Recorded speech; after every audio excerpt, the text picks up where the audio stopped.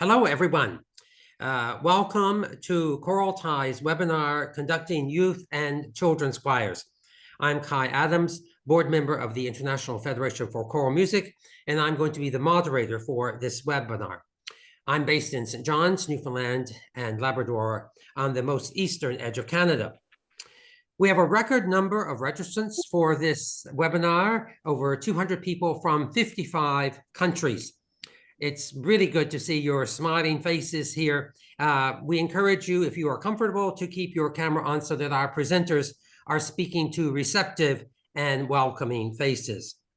To start things off, we are going to hear a little bit about the ChoralTIES project from Sonia Greiner, Secretary General of the European Choral Association. Welcome, Sonia. Thank you very much, Kai, and welcome everybody also from my side. This is, I think, our third webinar in the frame of the ChoralTIES project, which is a project for cross-border training, and we wanted to explicitly go beyond the borders of the European Union and even of Europe with parts of the ChoralTIES project. So we decided to cooperate with IFCM for two international webinars where we reach out to conductors across the whole world and to composers, etc.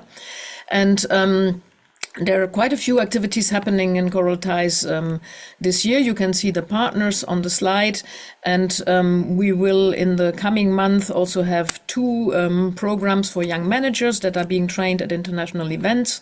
We will have further webinars by the other partners. We will have a study tour to Lebanon, which is going to be very exciting in September. And we will also have training courses in Croatia and in Estonia, and we will stream some of the sessions of Leading Voices. I will later post a link in the chat so that you can look up the other activities if you want to do more in the frame of ChoralTIES. And now I'm very excited and looking forward to the rest of the webinar. Thank you very much. Thank you, Sonia. Can I say something? Yes, indeed, Maria. Hello. Very happy to see you all. How nice to have this seminar. And I'm so proud to have the wonderful colleagues here today. Thank you very much also, Kai, for leading Zimfira, Basilio, Tamara, yes, Nadezhda. I mean, so many people here. So thank you very much, Sonia. Also to Leioa Kantika for helping us to be here today. I just want to say perhaps a few words of welcoming when everybody is in the name of IFCM. Is it possible, Sonia? Sure, go ahead. So now we are in, yeah. Okay, well, for the International Federation for Choral Music, it's really very important to have these seminars and to have all these leaders, wonderful artists and leaders to share with us your experience. Also to do this collaboration with the European Choral Association and with other associations, with CARUS, with Croatian Cultural Association, with Estonian Choral Association. And we are really very, very happy that we can continue to do these web seminars and these online cafes. So welcome to you all. And please, let's continue to believe that choral music is a uniting force and a force for peace and for sharing beauty and wonderful music. Thank you to you. Well, and thank you, Maria. For those who might not know, Maria is one of the vice presidents of IFCM, and we appreciate your welcome. Youth and children's choirs come in a variety of forms, each with different focuses based on age, skill level, musical style, and purpose. Age is probably the most confusing element. Some children's choirs include singers up to age 12, while others go up to 18 or even 20. Youth choirs have an even wider age range, with some ending at 18 and others actually starting at 18 and going up to age 30. Those of you who have competed in youth categories at competitions know all too well how uneven the playing or singing field can be. Layer on other factors such as school-based or community-based, specialized repertoire, adapted vocal ensembles that offer inclusive musical experiences, and it is impossible to know what we really mean by youth and children's choirs. The good news is that the diversity of youth and children's choirs reflects the diversity of young singers themselves in age, ability, backgrounds, and goals. It ensures that there is a space where every child and every young adult can find a voice and thrive musically. Today, we have 3 extraordinary youth and children's choir conductors from different continents and singing traditions who will share their varied experiences with us. Each conductor will present their insights for 20 minutes, after which there will be a 5-minute Q&A. Participants are invited to submit their questions in the chat, and we will try to get to as many as we can within the time frame. You know who our guests are. That's why you're here. So I am only going to introduce them by name, and they will present in this order. Basilio Astulez, Basque Country, Spain. Zimfira Poloz, Canada. Ken Wakia, Kenya. Basilio, the podium is yours.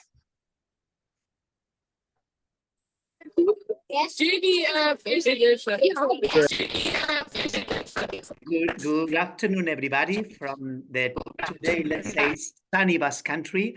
I am super honored to meet you all and to excited also to have the opportunity to meet you all and to share this time together, and to have also the amazing opportunity to speak and to think together around the amazing and never-ending world of making music and singing together with children and youth. This is my rehearsal room, so rehearsals are starting in 1 hour. So I'm sharing also with you my kitchen, the place where we cook the music and the daily music work. Thinking a bit about how could we face this connection and this meeting. I thought about the idea of sharing with you in a very, let's say, relaxed way, some of our working system, the way we do, my thoughts, my priorities also in the way I face the work with my choirs, and especially with Kantika, my children and youth choir.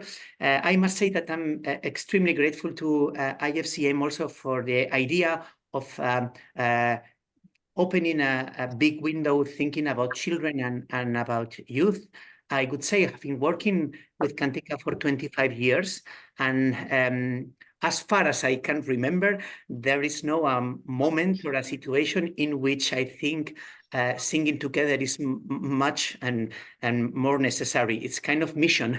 It's not only about enjoying a free time or doing beautiful things together or just having fun, but it's something about destiny, about humanity, about hearts, and about good feelings. So I think this is one of the keys, and I'm really happy to have this connection in between all of us. I started conducting Leioa Kantika Korala Children's Choir in 2000. So my God, it's long ago. Still in this room, I was in my 20s, so still doing things with the same context, in the same places, with some of the same people. And this choir and the context belong to a, let's say, public afternoon music school in the Basque Country, in Leioa, which is a quite small town near Bilbao, which is also a quite small European-sized city in the north of Spain, in the heart of the Basque Country. So this is a music school where children and young people come in the afternoon to play instruments, to learn solfeggio, and some of those singers come also to the choir and they sing with me. So everything is, let's say, like quite local, quite small. Most of the singers that sing today in Kantika, they come from the houses I can see now from the windows, so really nearby. Most of them can walk to the rehearsal room. A lot of them, they are neighbors or they study in the same schools. So it is small size and small school with a small team around the choir and their let's say training process. Let's also clarify that those things are, of course, not official. Everything is quite personal. It's my thoughts. And that sometimes I see when I speak to conductors and to teachers, and sometimes also thinking about me myself, that we are like sometimes even under the pressure of finding things that can be really used in my context, with my choirs, with my kids. So I need a dynamic or a repertoire or a canon or an exercise that can be done with a group of 15 singers aged 8 to 10 that have never sung before.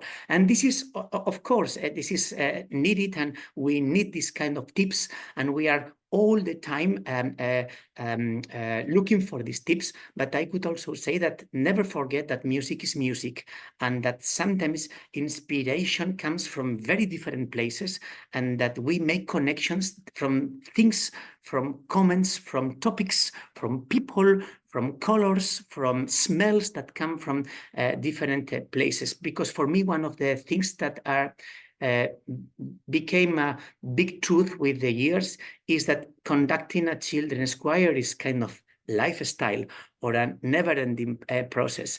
It's much more than a job. It's a way of thinking, of course, when we are facing the choir, but also when you are not in front of the choir, when you are maybe walking or studying or having free time with your family, at some point, a connection is always there. For me, it's also a kind of never-ending process, and it took me quite a lot of time to realize that and to shape and change my position with the project, with the institutions, with the families, with the singers, with the other music teachers in the school, with the teachers of my team, the vocal coaches, the pianists, and so on. It's a word, as we all, I think, agree, full of beautiful moments, but sometimes it's a difficult word that for me needs a very strong dedication, and it needs, and this is one of the most difficult things, a long-term, strong and continuous dedication. I remember I having conducted this choir, as I told you before, like 25 years, and I have a lot of problems with me myself in the beginning, but I would say like 5 or first 10 years, because it was very hard for me to understand that that the answer from the choir was not as fast or as good as I wanted to get from the beginning. Why don't they, where are they breathing there? I told them, I think quite clearly, please don't breathe in between bar 4 and 5. And in the next week, they still kept on breathing well where they shouldn't. So why they don't go to bed very early to take care of their voices? Why are they tired? Or why their behavior is not as I thought it could be? It could be in the beginning. And colleagues, friends, in my case, it was quite long to understand that this is a culture that we sit a lot of things, and we have to be very strong in sitting, and we have to trust in this process, and sometimes to sit without getting a very fast answer that you can really recognize is not so easy. And it took me years to start trusting this culture and to also get the let's say, concrete results, I thought I had been sitting for a lot of time. And still, you can have a quite, or you can think that you have a very strong system with a lot of funds. It's not my case, huh? But with a huge structure, with a long waiting list of singers. It's not my case, huh? That can want to enter your choir. But anyway, it's delicate. It's not very. It's something that we have to be giving water every week in every rehearsal. Insist on that. Continue. Go on sitting with a lot of dedication, with work, but of course also with love. I think which is one of the keys to keep it. Insist on that. To plan. I would say, for me at least, what I think a kind of high-level communication with my singers and with their families, and to keep on every partial rehearsal, every Monday, every Tuesday, every Thursday, every weekend, and to keep on, I would say, like adding more and more flexibility. If I should like look back and see myself 20 years ago, I think that I have to be more flexible right now, and I'm not angry to accept that, and I'm not complaining, because I think I also learned to accept to be flexible and to work with this flexibility in the good sense. Life changes. Our kids change, families change, society change, but sometimes in people that do classical music, we still insist, this is how it is. This is my old school. This is my system. This is my repertoire. This is my weekly dedication time. This is my audition system.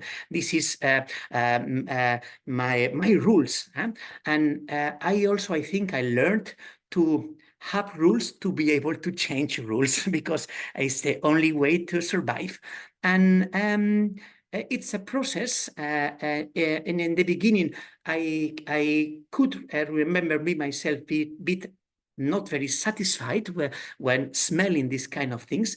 But friends, I promise I don't have the right receipt, but I'm on the way of trying to accept this and to be flexible, to try to keep this connection, because I think that one of the keys of keeping your project with children and with young people in a long-term concept is to keep this connection alive, to have a honest, natural, good connection with your singers without big efforts, to have a natural concept of good feelings with your singers.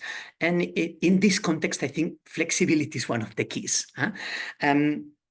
One of my rules or my ideas is also to make a children's choir kind of teamwork. And this is so easy to say, but not so easy to get.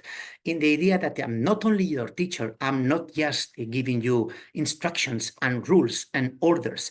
And you are not only good as a singer because you obey my comments, but we work together.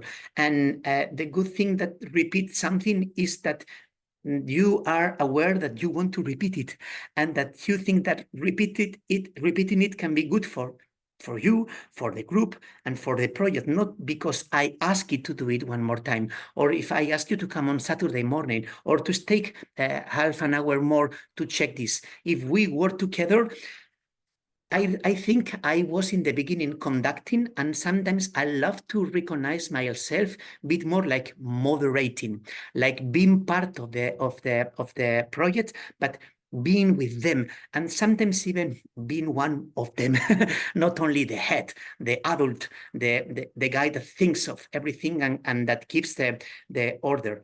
25 years ago, I had the clear idea of making something that could be like colorful outside and colorful inside.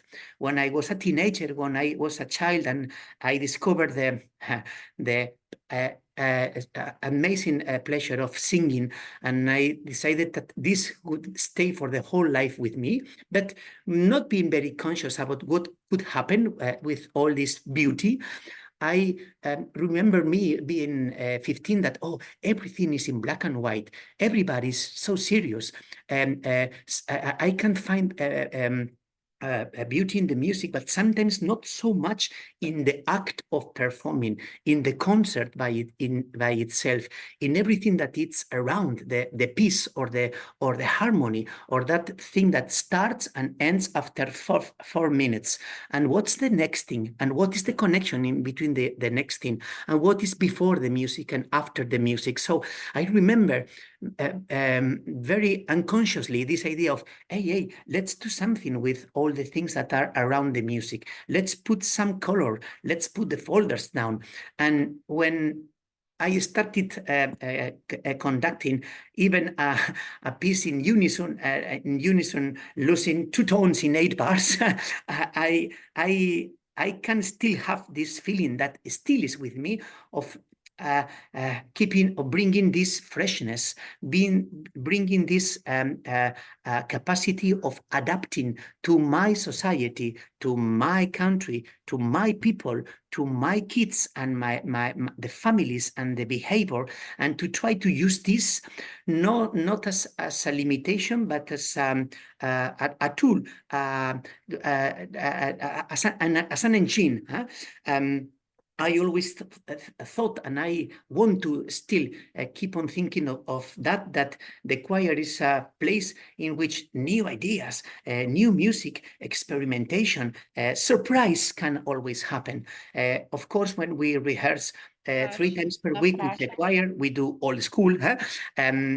Sometimes starting adapting my friends, can I keep this for 10 years? Is the society going to allow me to come this old school system like meeting for 2 hours, 3 days per week, going once per month on one Saturday for a morning and afternoon rehearsal? I think 15 years ago, I never thought about that. I would have told you, of course, this is how we do and how we have to do still now. I'm not sure. I cannot answer that. This is why this kind of adaptation, connection, flexibility has to be improved, I would say, to survive and to keep on doing beautiful things. Because we don't only work for our children or for our kids, we work also for their families. They belong to our club too, and their happiness is our happiness. So this idea of being always aware about the context for me is one of the keys, because as we all know, 25 years, 30 years, 40 years in a children's choir are a lot of generations. They can stay, life allows them to stay with that maximum, let's say 10 years. This could be the best success. But how can we keep the spirit alive if the people change? How can we still think about the same priorities, about the same things?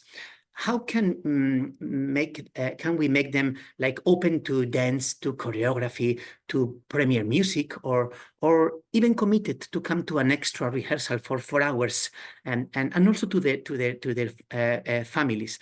I thought that for me the key is the very simple rehearsal on a Thursday early afternoon, when I meet like 12 singers in 1 hour. Second sopranos are coming. I meet second sopranos for 2 hours every week, and this is where I do my best. And with these 12 girls, and in which I try to also wake up the links in between the experienced singers, the young singers, so that the young singers, they haven't maybe never done a cluster or maybe a quarter of tone, or they haven't never done Baroque music, but they feel respectful with all these things because they smell that the experienced singers, they do. So they keep this behavior, they adopt this culture, and they make it in their inside of understanding and behaving and being with the group. And this is for me kind of magic that even today makes me like, wow, so touching and so special. I think it's about developing a code, a language, a private language in between you and your choir.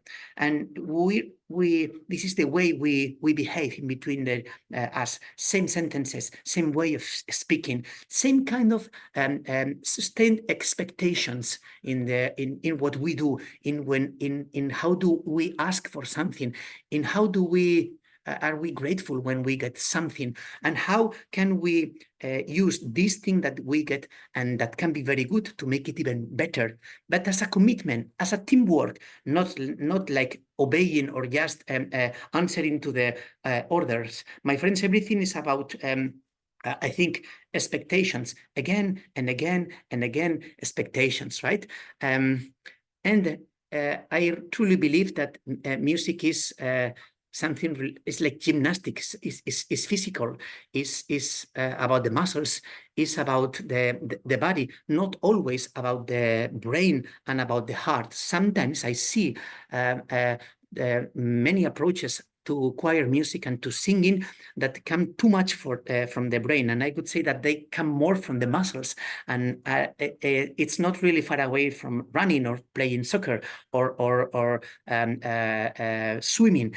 So if playing piano is physical, I would say that singing and singing in group is the most physical music context. So I think that to make a choir ready for moving, dancing, using the space, acting, facing the audience, is to awaken all this context in every single rehearsal, to dance every week, to stand up every week, to learn something new every week, to learn something by heart every week. I try to work with these 4 or 5 systems every week, and to keep all those things in mind.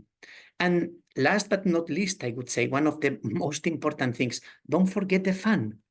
Fun, it can be a very powerful engine. The pure pleasure of singing a sentence together, to do a 1-by-1 line, to refine something, to face a melody, and to the pure pleasure of putting something in 3 voices first time together, and to even no matter mistakes, we are not breathing together, we are not completely in tune or not completely blending, but this sensation of discovering and to sharing this with our singers, I could say this is one of the most beautiful thing we can experience, and I try to keep this sensation of pleasure alive after 25 years, and to still be ready and open and aware of feeling this pleasure in 1 hour when I will start the second soprano rehearsal. For me, this is one of the keys. Thinking about this also, I asked, I thought I could like share something, a 2-minute clip of the choir, so that we could like maybe put faces and see something concrete around what I was trying to share and express and yeah, tell you. And I would like kindly ask to Pelin to maybe, if it is okay, to share one screen of the screen of for a 2-minute clip, maybe without presenting, okay? Basilio, because we don't have any questions at this point, this is perfect. And so you have 5 minutes, so you could share your second clip if you want to as well. Okay, good, fantastic. I'm not going to explain, and then I'm not going to speak about it, right?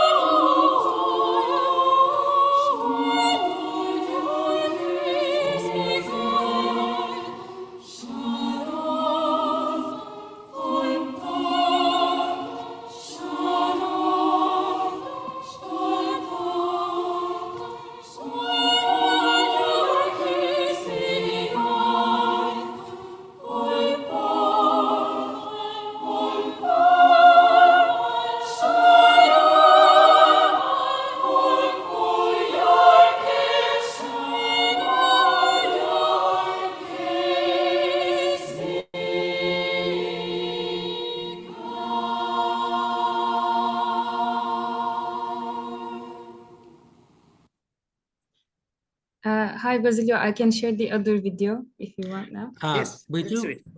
I'll just say we do have two questions. Would you like to answer the questions or show the Mhm. video, Basilio? Let's answer the questions. Okay, all right, good. So two questions. First, do all the singers have individual voice training in addition to the 3 rehearsals per week? And the second, at what moment in the rehearsal process of a piece do you start learning the choreographies? Yeah, something in between to the first question. This is a musical, a conservatory, a music school. So we have a solo singing small school in the conservatory and 2 vocal coaches for the choir. So some of them, they do the system, they learn solo singing and they keep on singing in the choir for 6 years as a subject of their studying process. And the others that come only to the choir and the flute or the cello or the piano or whatever, they have, let's say, like a half an hour individual lesson every 2 to 3 weeks, something like that, something in the middle.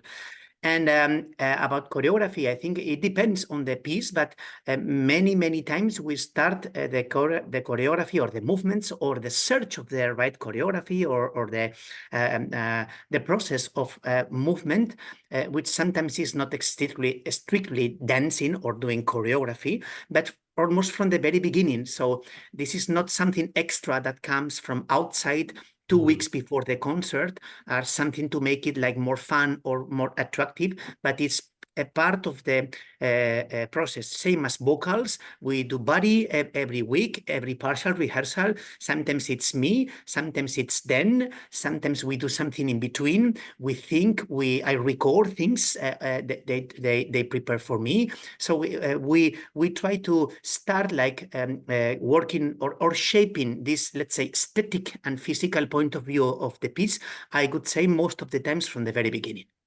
Good. Okay, thank you very much for starting us off with a very inspiring segment, Basilio. And now we go to Canada, my country, and my colleague Zimfira Poloz. You have the podium now, Zimfira. Thank you. It is such a big honor to be part of this conversation and just see so many friends from around the world. Thank you so much for this opportunity. I will speak about my life, also my experiences, and I know Basilio, it's for so many years, like I'm so inspired by his work and by work of all colleagues who is actually around the table. I can see the names on the list. It is friendship, it's a spirit, it's conversation, which is, I think, very important to share as through this event. For example, a lot of people learn about IFCM and Leioa Kantika, just like posting how I can join for this webinar. So it's wonderful to bring people together and to see all of you. I agree with Basilio 150%. What comes from the mouth goes to the ear, and what comes from the heart goes to the heart. It is so important that culture, what we have between trust between children and our choir, trust between singers also, and creating that atmosphere, it is life commitment and it's lifetime to work with children. I will share a few slides just to make it a connection, because I'm new in Canada and I came to country with no language. I didn't know anybody, and I'm so honored and so grateful that I have this experience, because when I arrived to Canada, I thought maybe I will be never again conductor. So, and to goal of this webinar also encourage people that at age of 33, I started all over again.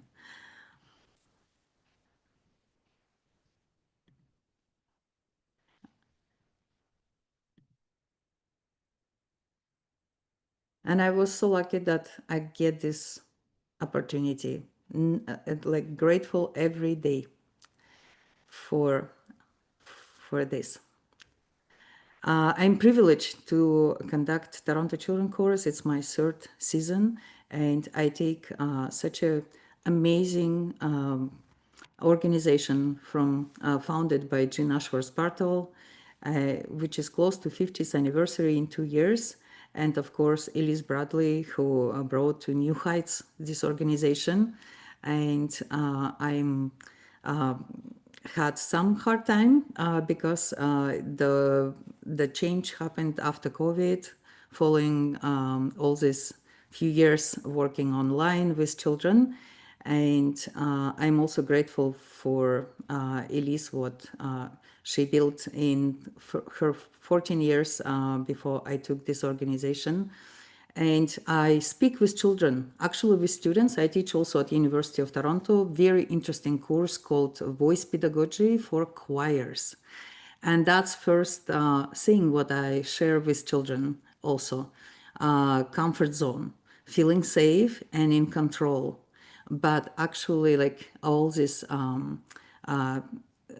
anxiety and all different things what children experience and young people or even adults, the fear zone, we have to cross that zone, which is affected by other opinion, especially teenagers, like lack of self-confidence, proving yourself. So, but I really try to inspire them to get through this fear zone, take a risk. I tell my story that I didn't speak one word in English. I was 33 years old when students speaking about anxiety, and I say it's normal, it's okay, like to feel uncomfortable. So it is part of journey. And then when you go through this fear zone, there is a actually interesting journey, extend comfort zone and find new skills, deal with challenges, like that's a learning zone. But there is also next zone is set new goals, and like it's life commitment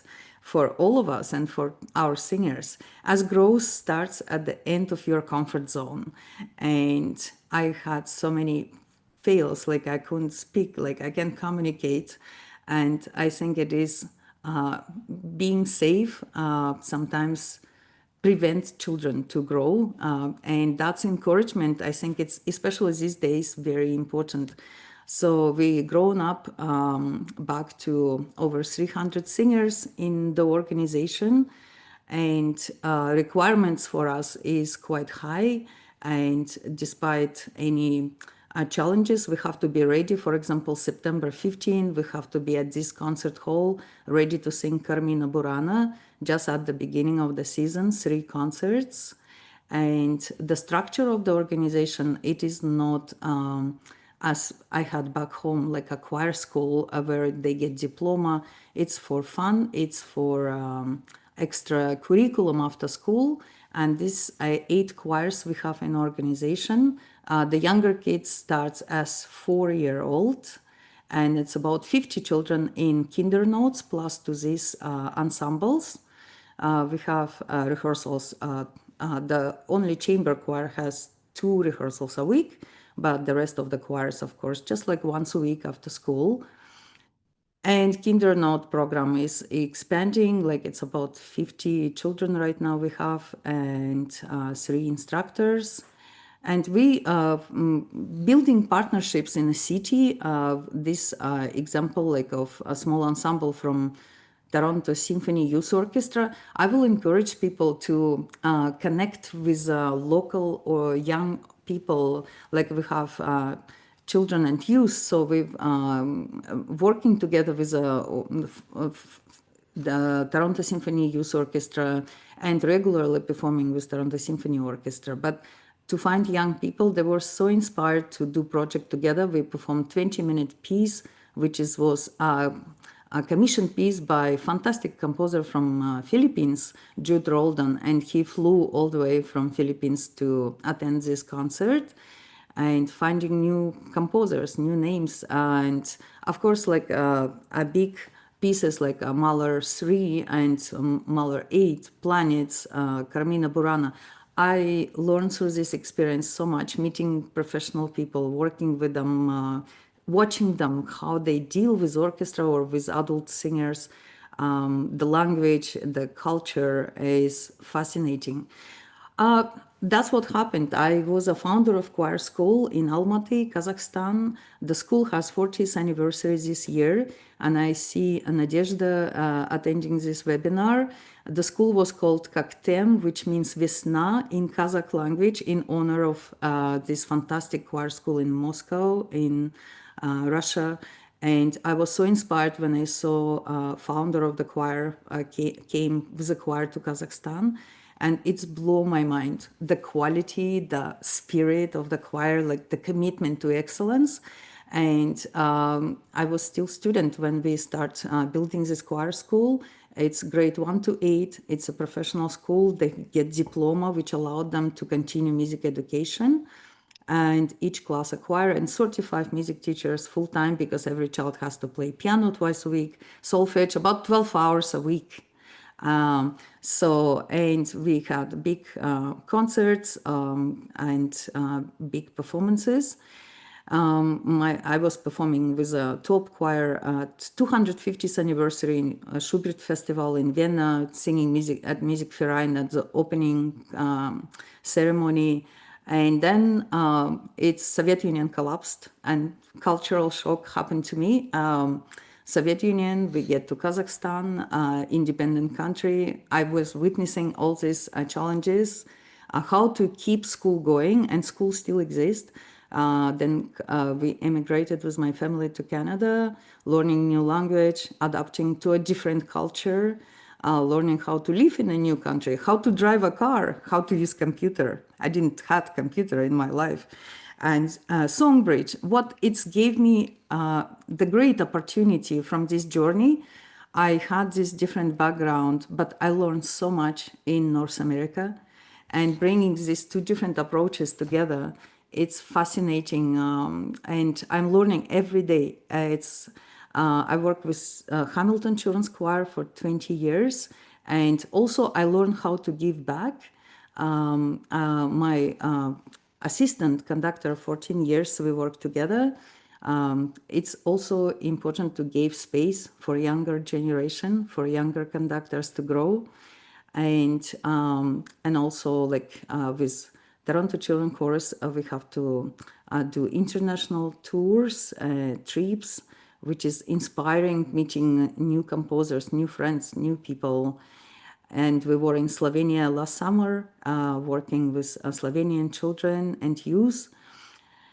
And yes, it's, I will say, like the vision of what you have for your organization, it's so crucial. And sound concept, of course, like what is your idea? But the first step for me, it's not like breathing techniques or like, as Basilio said, coming from the brain. It is a team, it's a family, it's a community. When people singing in one room, they still, I don't consider them as a choir until that's real family, that they trust each other. So for example, on stage, you can tell when conductors say, oh, like you just move this way, not this way. So I'm part of the team, I'm one of them. And I'm one of the creators of this magic together. So I always step down from the podium to talk to kids. And they feel this responsibility, they feel inspired that we are part of the team together. And they have so much to say, like they can change choreography, they send me emails. Zimfira, like page 3, the vowel A was like not accurate. So they're sending me instructions. And like, I'm so happy to see this connection and trust. I think it's the magic part. When children feel such a big part of this, of creation together. I think also important to, as a teacher, I have to look for the voice training, like find a good voice instructors to consult. And then musicianship skills is incredible for us, because if they don't read music, we can't be ready to sing Carmina Burana after like first week of rehearsals in September. So that's musicianship skills important. Movement. Basilio inspired me so much. Like we in constant contact, we discover each other. We were invited to South Korea for the World Symposium, IFCM, and then I look at his repertoire and I check what they are singing, a choir from Spain, and we connected to each other. Our repertoire was the same. We had past life melodies, overtone singing, same kind of moving on stage choreography things, and we become such a great friends. He's my also mentor. I can call him anytime and ask question, and he will respond immediately. So that's kind of connections in around the world, like finding your friends and mentors is so important. I can call Elise Bradley, like ask how I can find things and what I can do, or Jim Bartle. And conducting gesture is so important to work on constantly. We had Christian Graces from Venezuela, and from he's teaching in the United States. I asked him, please tell me like how I can get the sound better from my conducting gesture. Like, don't tell me like we're doing something nice. Just say what I can do better. And signs of the voice. Children, we sometimes attend master classes and write all these exercises, but grade 1 to 3, it's a totally different approach for the sound than grade 4 to 7 or 7 to 12. So like some of the signs behind the voice is very important to look to. And pedagogy like how to run rehearsal, what our colleagues do, like how you do this. Mentors, colleagues, composers, find composers who will be inspired with you, to work with you, to create something. And learning styles. As we know, there is some kids and singers learn orally, visually, or kinesthetic by touching, and combined modulations of all this. So it means the movement is big part of it, like visual things. I'm using all different things like with younger kids, like to create crescendo and diminuendo, and like different toys for younger choristers, doing different ideas. But the science also, like if you just be curious, like what the difference of the instrument, and this is medical chart, but the larynx sitting so much higher, and that's why the sound grade 1-3 produce certain way.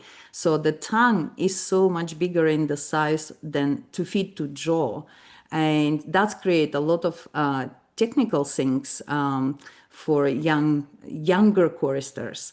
So ear training, like it's we all do all different kind of exercises, but I think it's so crucial to work on intonation and how to teach them to hear things, especially when we don't have, like as Basilio has a school, professional school, it's for fun, they come after school, how to teach.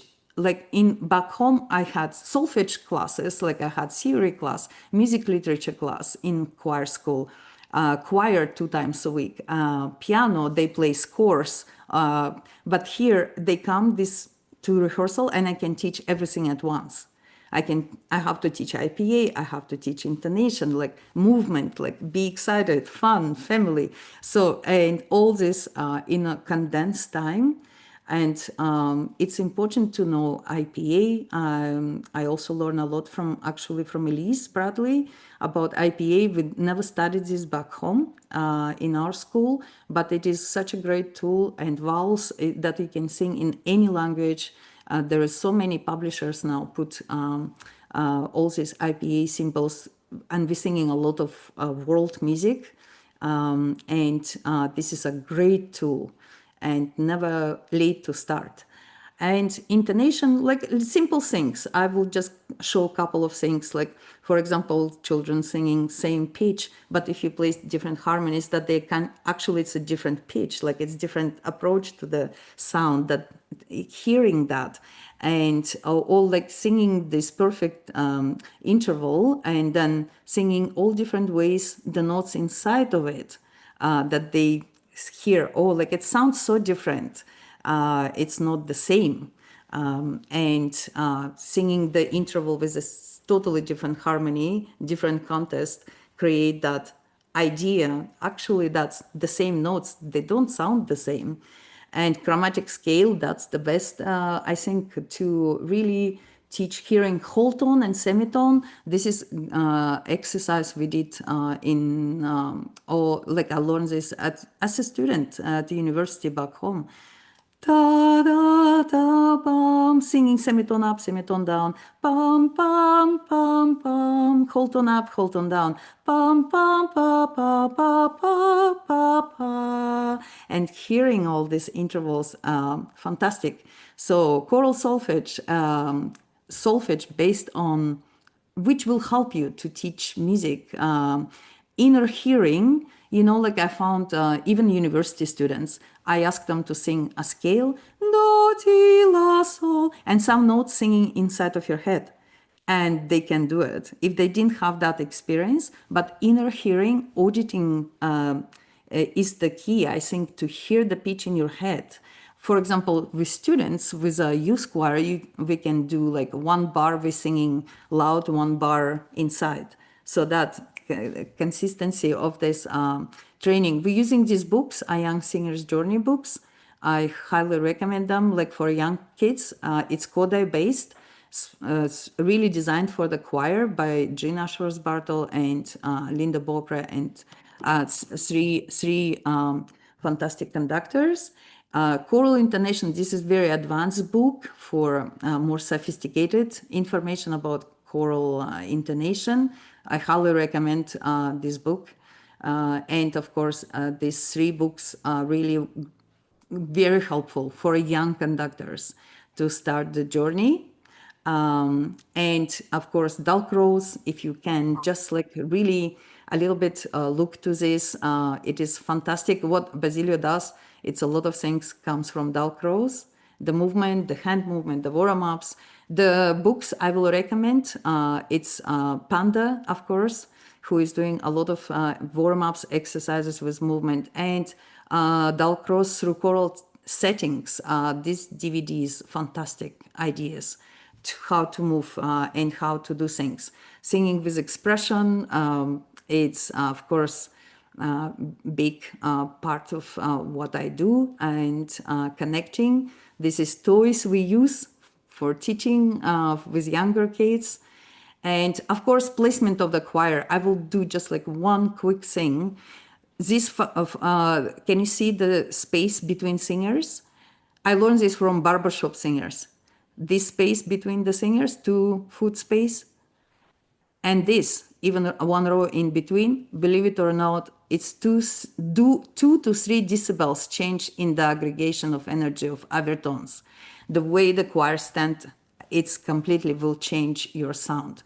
So I can go forever, like I have to stop because it's time, we have very short time, and I will be happy to share and happy to contact with any people if you have more questions.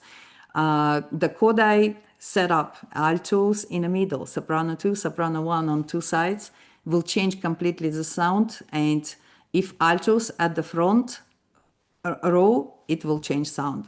Fabulous Canadian composers, really check on them. Tracy Wong, and we work with her so much, and she's my really colleague and friend. I learned so much. Sarah Quartel, we performed Snow Angel. It was published after IFCM Symposium by Oxford, and just check on Cypress. It is Canadian publisher. So it's a huge opportunity for me to be a conductor in this country, and I don't take for granted 1 minute of it. And as Basilio said, like, it is not a work, it is not our job, it is my life. Good. Thank you so much, Zimfira, especially for all the resources that you have provided for us. I think it's interesting that both Basilio and Zimfira spoke to us about the importance of lifelong learning for them personally as a conductor. And I think this is so true that we often learn from our singers. They know a lot more than we give them credit for often. So thank you very much. There has been one question, Zimfira, that I will mention to you, although it was in relation to the clip that Basilio showed. But do you encounter talented singers who are talented vocally but can't read music well, and they are interested in joining the choir? If yes, how do you absorb and integrate them into the choir? You have about 2 minutes to answer that. Yes, absolutely. We welcome every child. And this is my, my team work. We have to figure it out how to help children to catch up. And also from my experience in Hamilton, we accepted kids in grade 10, 11 directly. And in 3 months, some of them were going with us on tour. So there is a lot of, if child is keen, everything possible. Actually, I was one of the children who was not accepted to special music school for gifted children. I forgot to say that. That's why I'm so sensitive for every child to give opportunity. I was accepted to regular music school, which is still like 12 hours a week, intense training. But I'm one of those who were told at 7, you can't sing. Okay, thank you. And so we now move to another continent. And we're going to hear from Ken, who is based in Kenya, but is actually speaking to us from Japan. So we pass the podium over to Ken. Thank you very much, Kai, for this opportunity. As Kai says, I'm talking to you from my hotel room, actually, in Nagoya, Japan. And Japan is actually quite a significant country in my choral music development, because as a fresh graduate from the university in Nairobi, Kenyatta University, I was invited by the International Federation for Choral Music to join the World Youth Choir. And that session was being held in Japan. So you can imagine a village boy who grew up in Western Kenya by the Lake Victoria, went to Nairobi city for my university education, and immediately after my graduation, I got invited to come to Japan. So when Zimfira talks about culture shock, I know it very well and I've experienced it. But I want to say thank you very much to the International Federation for Choral Music for setting up this webinar, but also for developing me as a choral musician from a very young and early age until now. The beauty of speaking last is that you basically, the previous speakers have said everything you wanted to say, and therefore you don't have much to say. But anyhow, I'm going to share with you personal experiences, and I'm going to give you some of my experiences as a conductor in Kenya and now around the world. But I don't know how many of you have had the opportunity to interact with Kenya and Kenyans. When we're talking about youth and youth choirs in Kenya or Africa for that matter, sometimes it's very difficult to define this terminology youth. And Kai already rightfully said that it is a moving target, defining who are the youth, from what age to what age. So this definition is, as you can imagine, also very, very challenging in Kenya. It is not uncommon, actually, for the definition to very quickly take a political angle. Kenyans, we like to politicize almost everything. And so sometimes defining the youth often depends on who is giving this definition and for what reason. There are different reports that give us the number of youth in Kenya. And so I just want to give you a little background into what we mean when we say youth in Kenya. Times the youth have been defined as being between the age of 18 and 34. And so some of the sources that you will find out there will say that about 29% of Kenya's population is between this age of 18 and 34. But so leave alone the official description of youth, and I would like to talk about the topic this evening, which is youth choirs and children's choirs. I am very passionate about these groups, and particularly the youth. And I think that the youth are a very important demographic in any society, just as much as the children are. As my colleagues have already said, that choral singing is such a wonderful tool for building communities. It's an incredible resource for enhancing peace within communities. And so IFCM, thank you very much for the role that you're playing in this.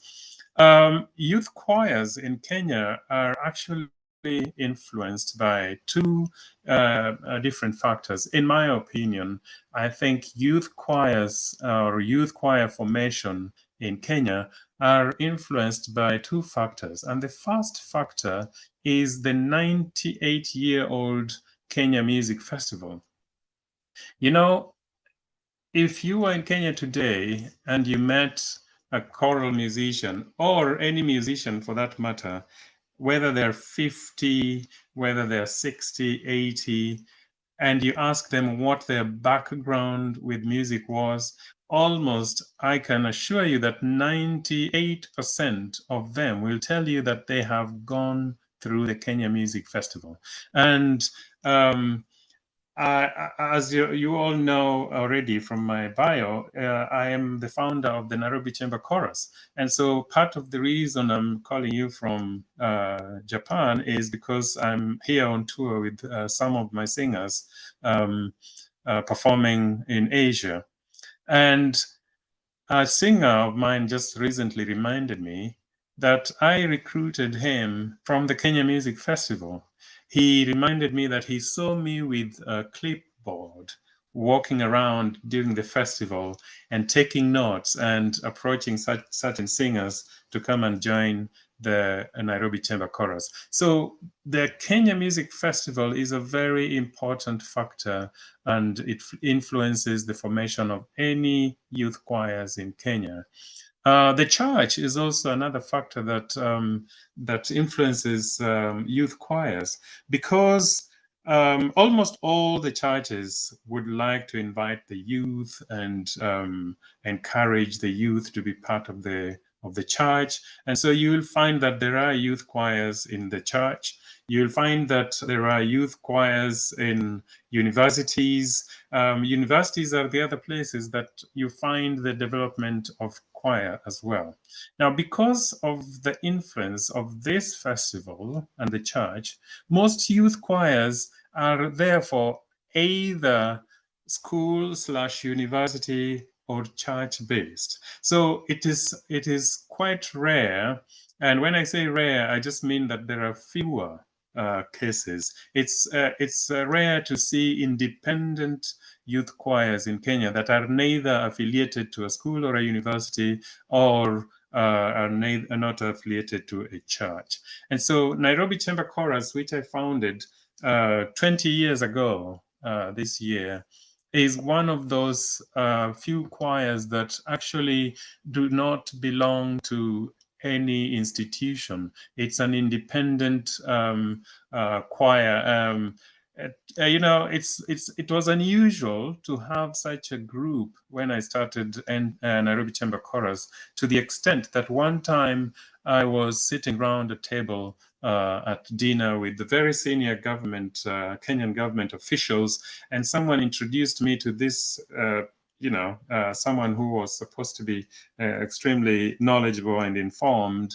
He introduced me as, this is Ken Wakia. He's a choral conductor. He runs a choir.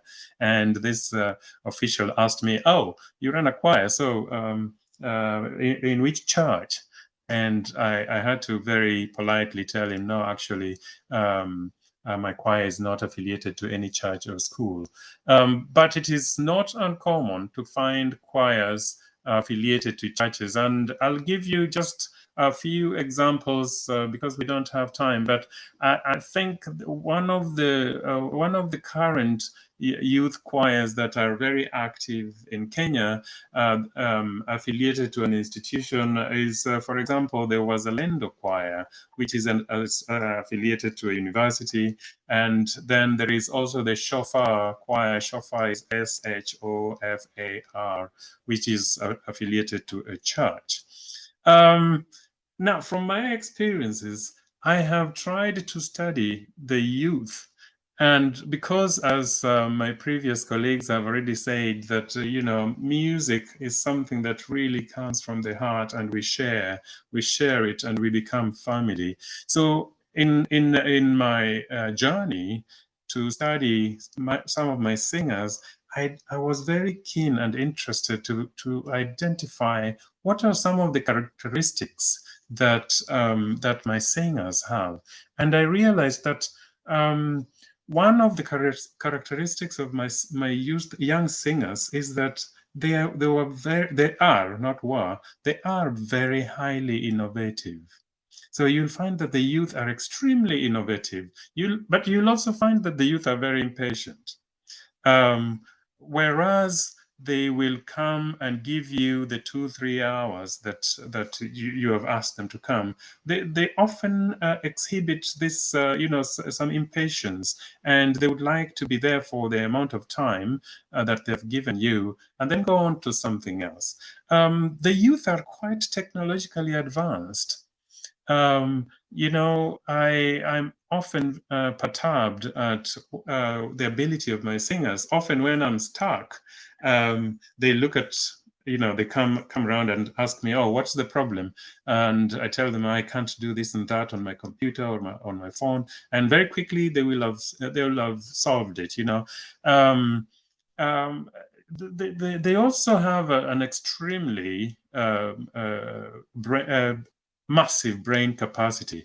Obviously, for those who are running children's choirs, you also can attest to this, that these guys, those little people, they have such a massive brain capacity. And the youth, I also discovered that they are looking for challenges. They're looking for challenges. They're not sitting in front of you telling them one thing for 5 minutes. They want to know what's next. Okay, we've got that. All right. So now what? They're also very emotional. And from my experience, I've learned to incorporate all these characteristics of young people into the development of my choir. So in the Nairobi Chamber Chorus, I bring in music, but I bring music based on some of these characteristics that I have studied amongst my singers. And so how do I do that? For a long time, I learned that I needed to develop a very clear mission and vision. And so the Nairobi Chamber Chorus has a very clear mission and vision that is actually stated in our code of conduct. So whenever someone joins the Nairobi Chamber Chorus, they get a code of conduct, and the very first paragraph of that code of conduct is the mission and vision of the Nairobi Chamber Chorus, with the hope that, you know, once, and I don't think it's a hopeful. I think it's real. It really does happen, because if the young people come into my choir, they know exactly what the mission and vision of the group is, and therefore they learn to integrate these mission and vision into their daily activities with the group. I've also learned to be strategic in my programming, because I know that the youth have all those characteristics that I've mentioned above. I very intentionally become strategic in my programming.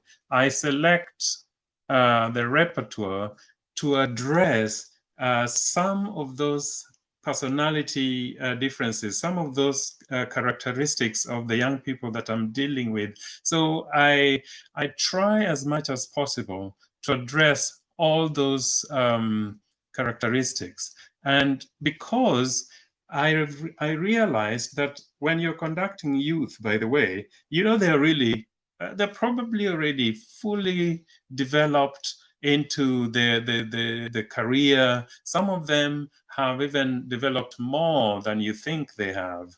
And I often enjoy having some of my singers that are extremely smart, and in fact, often smarter than me. And this is one secret that I've discovered, and as a secret to success, that if you want to be successful, surround yourself with people who think the way you do, but also surround yourself with people who are, in fact, even smarter than you are, because that way you're able to be challenged yourself, you're able to develop as well.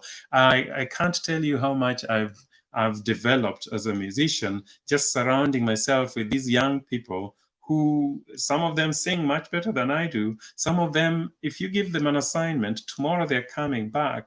You know, as one of the presenters already said, that the young people sent her email saying, in bar number this and that, we were singing flat. You know, I experience this every rehearsal time. You know, when we are at bar number 59, I have a hand from the bass line telling me the sopranos are not really in tune with us today.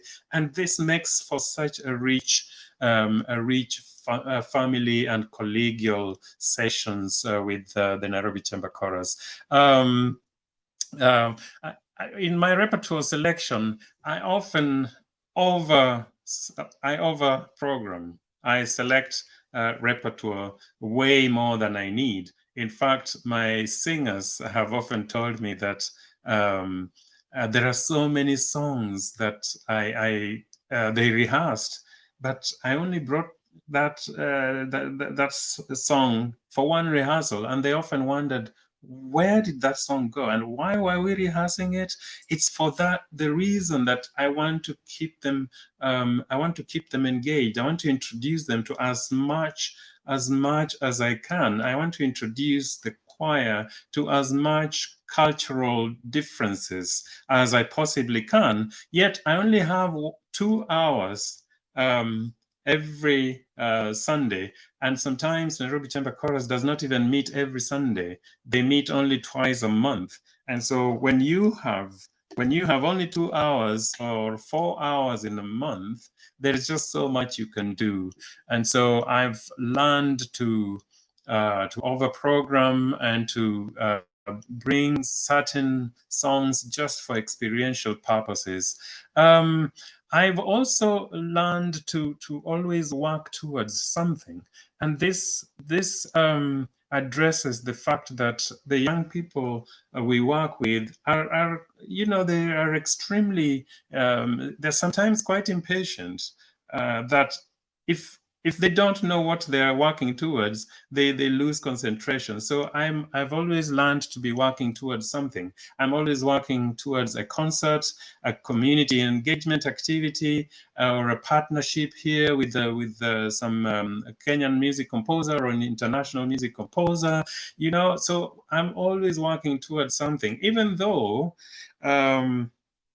I'll give you another experience that a lot of Kenyan choirs really like the idea of traveling abroad, you know, to an extent that the first 5 years of the Nairobi Chamber Chorus, we never traveled. And one of the singers came up to me and said, "Why are we not traveling?" And, you know, she was very blunt. She asked me, "Why are we not traveling while another choir, this and that choir is traveling so much?" And I said to her, "You know, look, I don't think that is our mission. I would like travel to find us. We will not, you know, we will not try to find travel outside of the country. Yet, I do not despise the fact that you know, this singer was. I did not fault her in any way, because again, it's going back to the fact that these people are impatient. They are they're looking for challenges. They have such a big brain capacity that once they've already consumed something, they're looking for something more to add in there. And so I try to create something. And over the 20 years that I've been running the Nairobi Chamber Chorus, we have we have done quite a bit, both within the country, within the region, and internationally. I've learned to be consistent. You know, some of the young people, if you're not consistent, and particularly even with the instructions that you give, as my other panelists already mentioned, things as little as a conducting gesture, you know, they get it. And they will remind you, no, you did not do that yesterday. So can what did you do yesterday again? Sometimes I even forget what, and you all conductors, you know this, that you sometimes do not do the same thing twice. But they're so smart that they get everything you do. So if today you give them this pattern and tomorrow you give them this pattern, they know, they understand. So I've learned that as a conductor, I need to be consistent, because you know, my singers trust me, and so I trust them back with what I want from them. I have learned to think outside of the box. You know, it's very important for us as choral conductors to be creative and to think outside the box. Okay, I think I'm nearly out of time, but I just want to end with a few things, just to say that yes, let's think outside the box. And sometimes, you know, if there are no opportunities, you need to create the opportunities. But as a final thing, I just want to mention that there is no database for independent youth choirs in Kenya. And I'll just mention a few of them that I know and that some of my members have given me. Obviously, the Nairobi Chamber Chorus is one of the youth choirs in Kenya. There is one other choir called the Blend Ensemble Kenya, or BEC, which was started by a good friend of mine, Sylvester Otieno. There is also the Star Choral, Kenyatta University Choir. In Mombasa, we have the Coast Choral. And we also, of course, have the Nairobi Girls Choral. We have Pambo Africa. We have the African Cultural Choir. And finally, the latest kid on the block in Kenya is the Lumina choir. Lumina is actually the latest choir. And I do encourage a lot more choirs to come up. And yeah, so that is from my perspective and from a Kenyan experience. I apologize, Kai, for going over the time. Not a problem. We do have one question specifically for you about the age of your youth choir. Okay. Yeah. Now, to begin with, I did not want to go through the problem of, parental consent whenever we were doing anything. And in Kenya, the age of being an adult is 18. And so my choir members, the Nairobi Chamber Chorus invites people who are above 18. But the average age in the Nairobi Chamber Chorus is 24, 25. So majority are in that age group. So we have the youngest one is 19 at the moment. Good. Okay. And we have a question that I'm going to open up to all three of you as we are concluding here. How do you manage the issue of unequal resources between young people and children when it comes to covering the financial and logistical costs involving in running a choir, given the dependence on the resources of parents in this age group? So Ken, if you want to speak to that, and then perhaps Zimfira and Basilio can jump in as well. Sure. One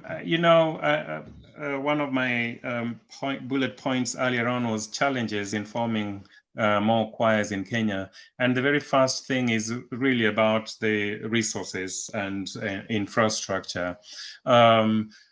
It's very expensive to run a choir in Kenya, particularly because the demographic that I was targeting are people who are they are still at the university, and B, if they're not at the university, they're unemployed, and C, if they're employed, they're probably not interested in joining a choir. They have better things to do, and so to begin with, it calls for individual and personal resources, and you have to be ready to do that. But I also have worked a lot with goodwill and trying to fundraise and find partners, find people who can assist you.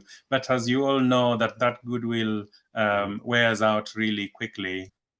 Because you often have the same clique of people that you go to.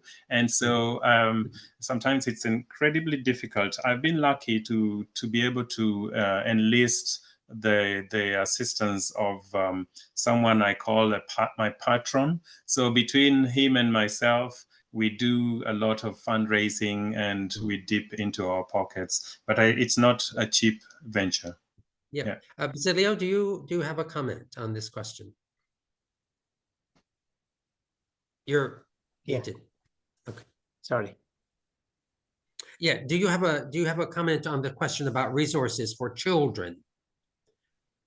It's a difficult issue. I mean, and it's super connected to your own culture and your, I don't know, nation.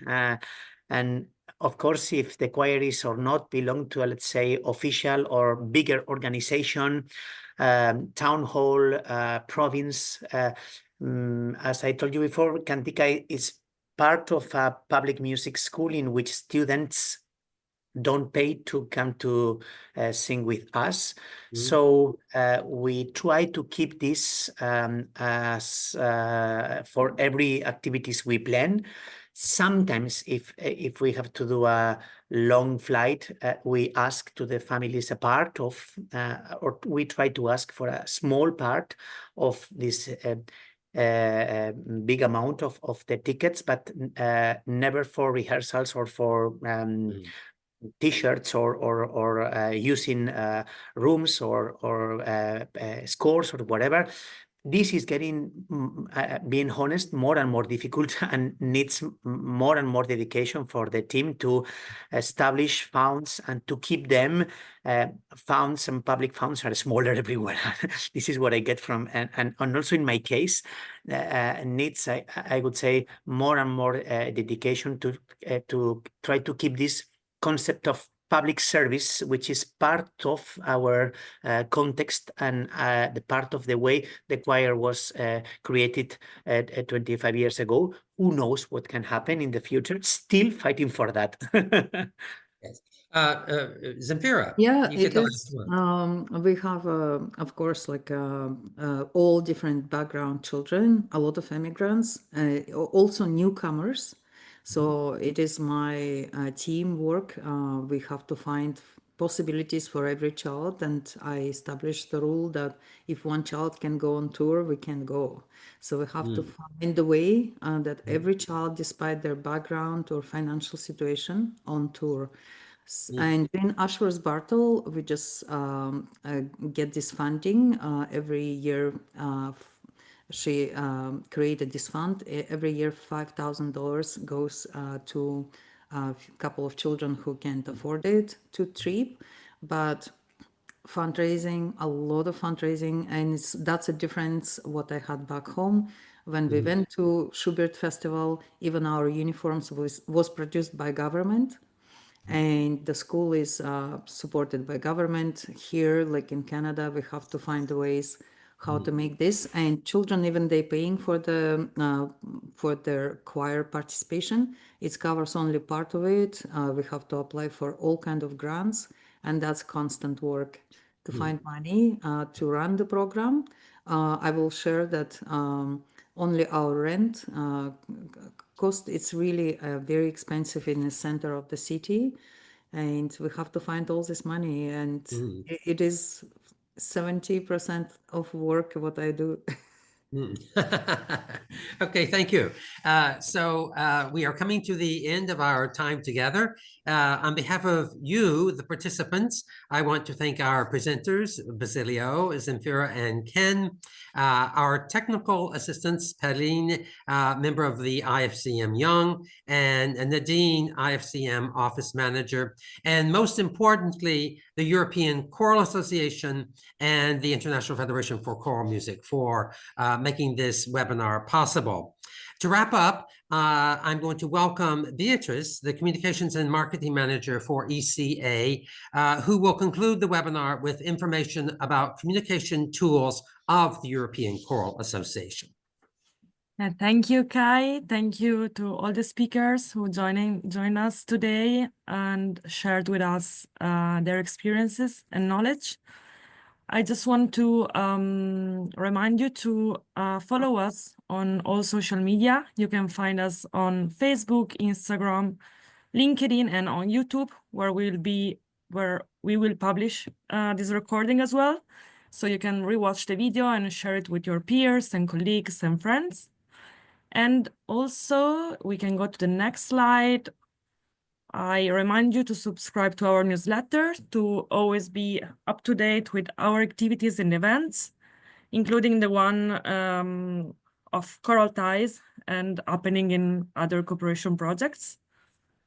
And I think it's already 3:30, so I won't take much time at this point. And it's all from our side. Thank you again.